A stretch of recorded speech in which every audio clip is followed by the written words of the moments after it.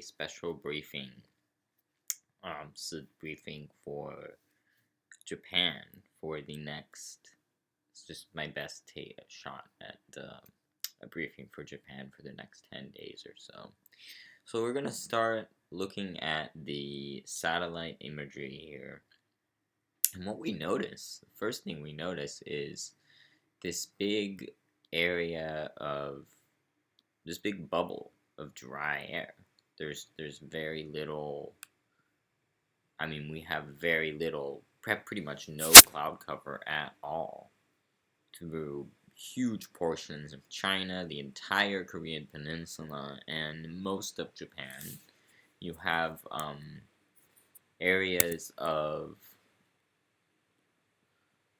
areas to the north, such as Hokkaido over here. You have some clouds because we do have a light system, a trough in the jet stream with a system passing to the north, some sort of a cold front over here.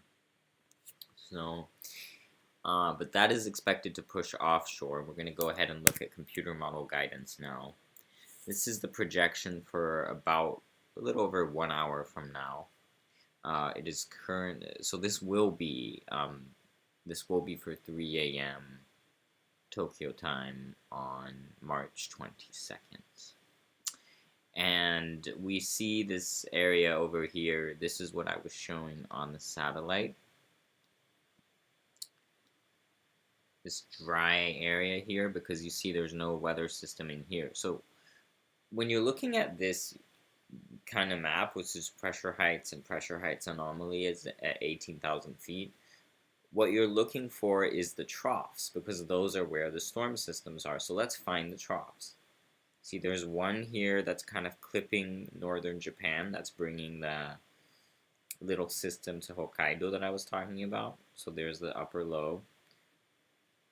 And then there's a trough. So here's another upper low. Here's a trough.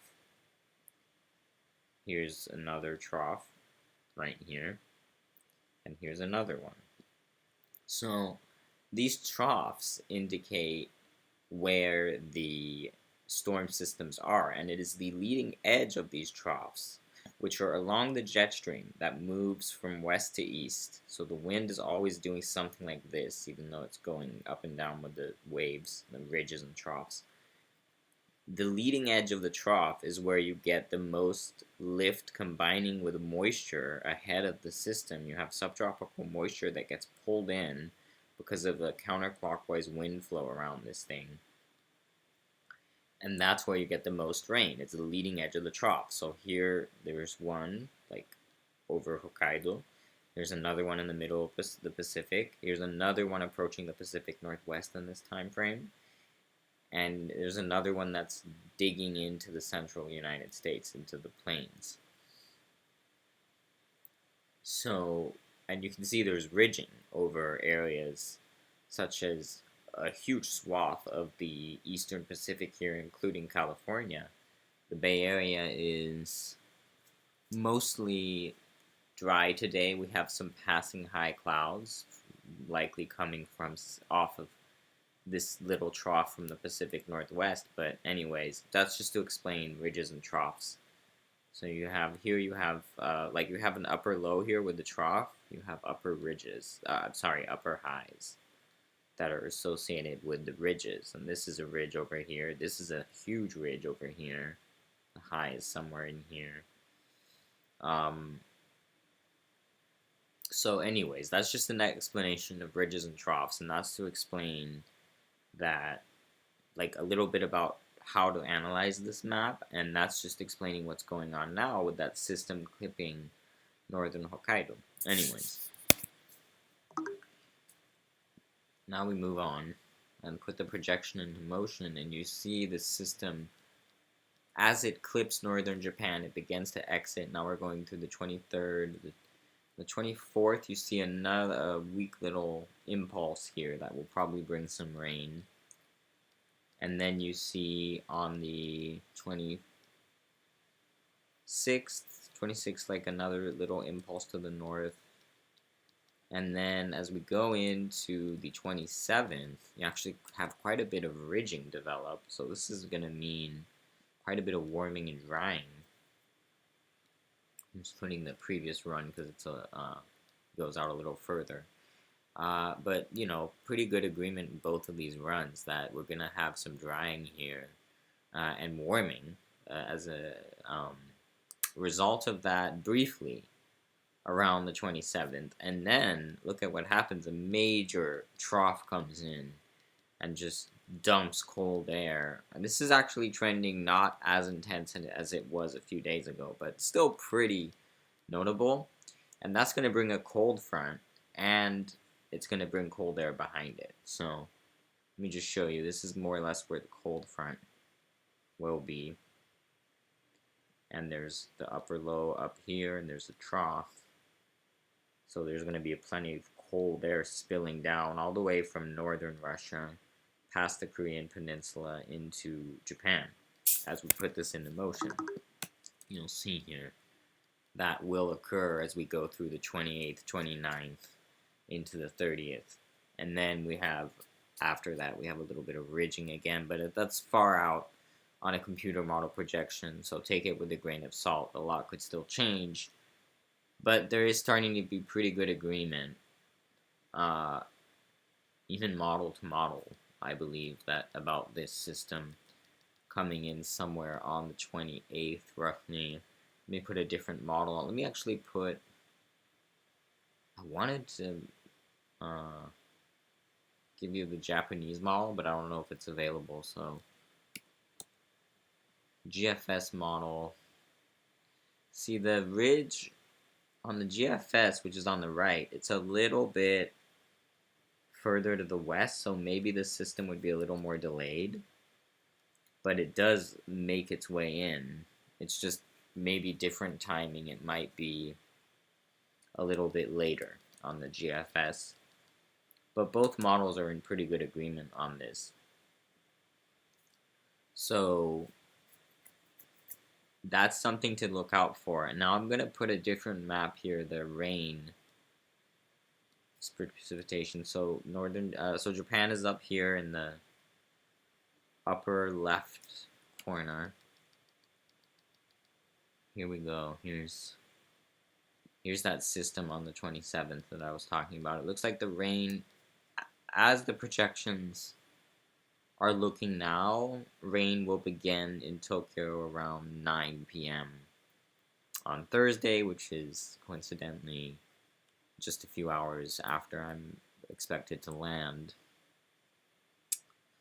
And it might get quite windy with this system as well. I want to show a more zoomed in view here. So this is, I want to actually show wind. So this is upper air temperature, which might be interesting to look at as well. This is the temperature anomaly at 5,000 feet, where we don't have the diurnal and nocturnal fluctuations from the surface. So it's a good idea to, it's a good way to get an idea of what's going on with the air mass. And as I mentioned, ahead of the system, very warm air, up to 16 Celsius above average, 18 here above average for that 5,000 foot level. And then look at that cold air. Look at that blast of cold air. Especially areas to the west and even slightly to the south might be more impacted than areas to the north, such as Tokyo. It's looking like Kyoto is going to be maybe more impacted by this than even Tokyo would be in this case. So quite a bit of cold air coming in and then some moderating. But what I want to show is the wind now. Wind gust in kilometers per hour. Let me just focus in on that system on the 27th. And the winds pick up fast. Look at this. I mean, this is the 3 p.m. time frame on Thursday. We're already gusting 30s and 40s in the kilometer per hour range in Tokyo at this time. And then we go to 9 p.m.